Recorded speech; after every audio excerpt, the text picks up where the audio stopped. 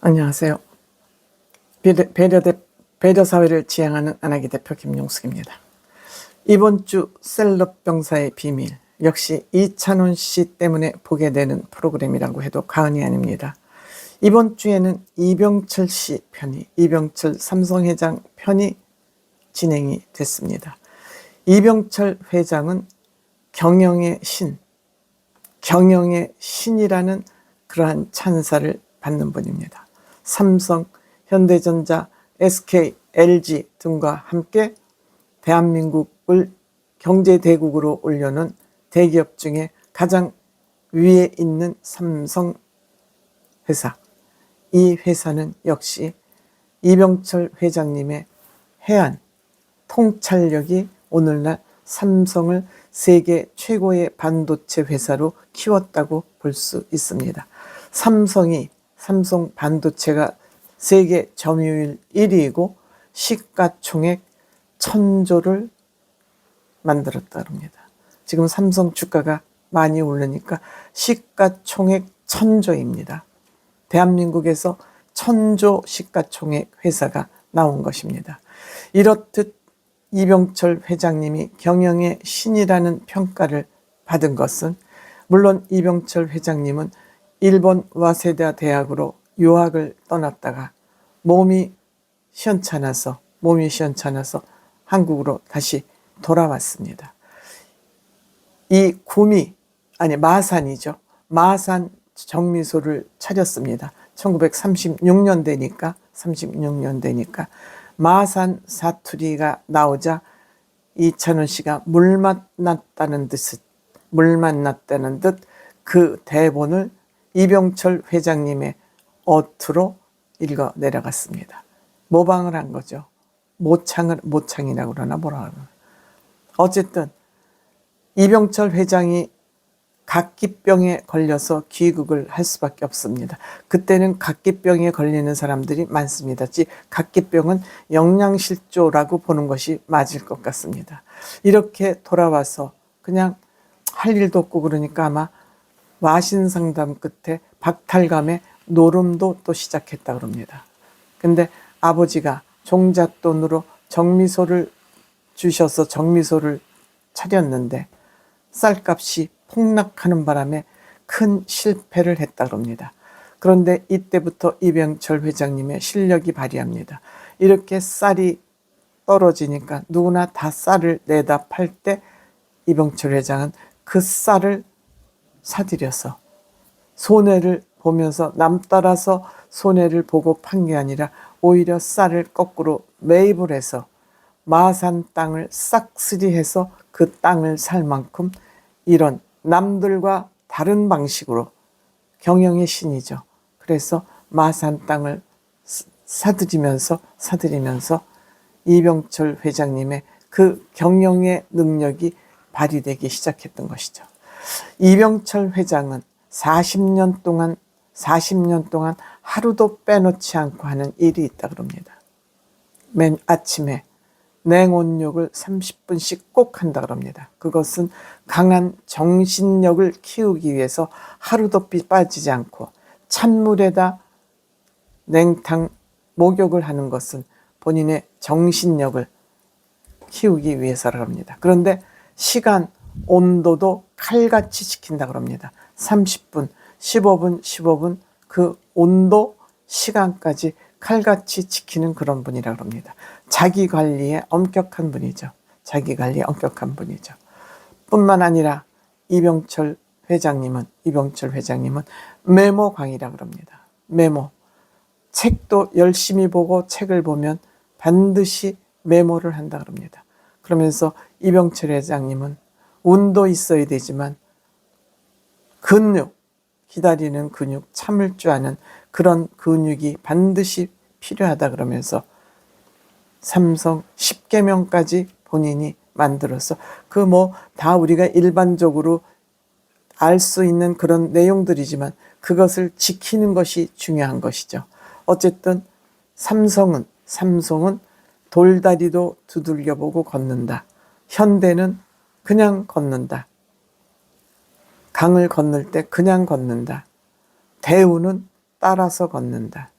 남이 간 길을 따라간다. 인수합병 그런 거 하는 거 아닙니까? 남들이 만들어 놓은 거. 기업 사냥꾼이죠. 삼성은 돌다리도 두들기고 두들겨서 갖는다. 안전제일주의죠. 빈틈없는 경영이죠. 사실 그 빈틈없는 경영 철학이 삼성 반도체가 점유율 1위, 세계 제1위 기업을 만들어낸지 모르겠습니다.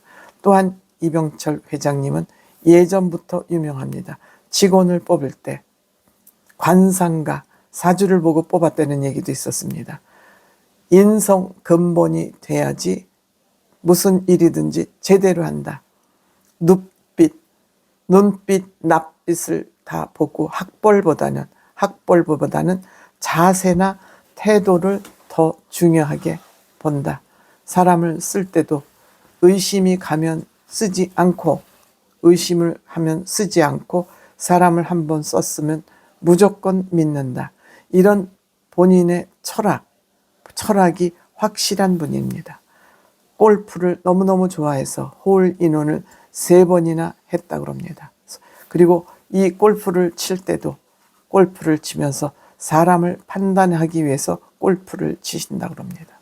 스코어보다 매너, 시간을 얼마나 잘 지키냐, 즉 사람의 인성 됨됨이를 직원 채용의 가장 큰 핵심 요소로 봤던 것이죠. 이런 이병철 회장님도 1996년 사카린 밀수 사건으로 대한민국 사회를 벌컥 뒤집어 놨습니다. 백시멘트라고 하고 들어왔는데 이것은 마법의 가루인 인공감미료 사카린이었습니다. 대기업이 이렇듯 사카린까지 밀수를 했다는 것 때문에 결국 대한비료를 국가에 헌납하는, 본인 회사를 국가에 바쳐서 이것을 마무리하기도 하고, 이 일로 이병철 회장님은 이선으로 후퇴하고 이건희 회장님이 삼성 대표 자리에 오른 것입니다. 그러면서 이병철 회장님은 뒤로 물러나 있지만 LG 구인의 회장님하고 사돈지간이라고 합니다. 이병철 회장님의 딸이 LG의 맏아들하고 결혼을 했는데 골프를 치다가 나 전자산업을 해봐야 되겠다 하니까 구인의 회장님이 골프를 치다 말고 화를 벌컥 내고 골프장을 나갔다 그러지 않습니까? 이렇게 되자 딸이, 그러니까 라이벌 산업이죠. 원래 전자하면 LG였죠, 처음에는. 지금은 LG를 넘어섰지만 지금 이렇게 돼 있으니까 딸이 와서 아버지 어떻게 이러실 수가 있느냐, 이렇게 의리가 없이 사업을 하시면 어떠냐. 그러니까 아버님이, 이병철 회장님이, 너 그렇게 하면 너한테 주식 하나도 안 준다. 지금 역시 LG와 삼성은 엄청난 라이벌 부자죠. 역시 이병철 회장님은 미래를 보는 회한이 있기 때문에 미래 전재사업을 위해서 41만 평을 땅을 구해라. 이것은 일본보다 10,000평인가가 많은 땅이라고 합니다. 일본분을 능가하는 죄송합니다. 일본을 능가하는 그런 전자회사를 만들겠다 그래서 결국 일본을 따라먹지 않았습니까? 따라먹지 않습니까? 그리고 이병철 회장님은 제1주의를 주장하시는 분이기 때문에 1970년도 흑백 TV가 출시가 되자 이 제품이 완전하지 않다고 생각해서 전부 폐기를 하는, 직원들 앞에서 자금요법이죠. 쇼크요법이죠. 또한 이건희 회장도 마찬가지. 애니콜이 처음 나왔을 때 500억 해당되는 그 애니콜을 모두 부서뜨리는 그런 퍼포먼스로 직원들을 자극했죠. 그래서 세계 1등 국가가 된 것입니다. 우리는 1등 아니면 안 한다. 제1주의 아니면 안 한다. 호텔, 신라 호텔도 할 때도 마찬가지로 음식도 가장 맛있는 레스토랑이 아니면 안 된다 해서 만들어진 그 셰프가 바로 신라 호텔의 후덕주라고 그러지 않습니까? 원래 신라호텔은 중식이 가장 맛있다고 소문이 나 있는 그런 식당이기도 합니다. 또한 자연농원을 만들 때도 장미밭을 만들고 직접 그 장미밭을 만들어서 역시 이게 세계 장미 경진대회에 나가서 최고상을 받았다고 합니다. 이렇듯 이병철 회장님이 반도체 회사를 만들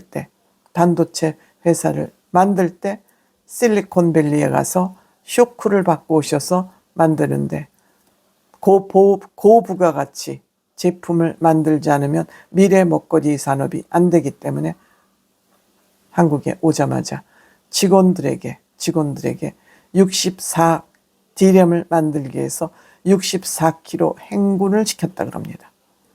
무박 2일 행군을 하면서 중간중간 미션 산 동물을 잡아오도록 하고 그 미션을 하면서 64 디램을 만들어내는 그런 철학적인 고도의 훈련까지 시켰다고 합니다.